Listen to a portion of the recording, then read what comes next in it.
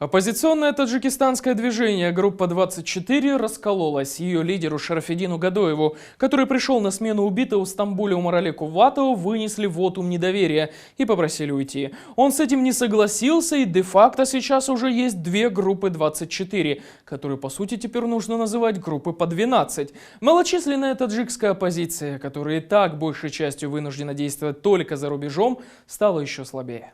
На сайте Конгресса конструктивных сил Таджикистана появилась информация, что Гадоев освобожден от должности и на его место назначен Сухроб Зафар.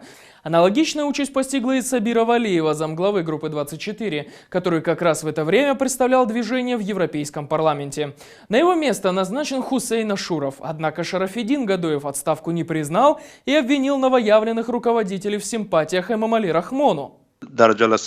Решение о новых назначениях было принято на совещании, где участвовали все наши активные члены, в том числе и сам Гадоев.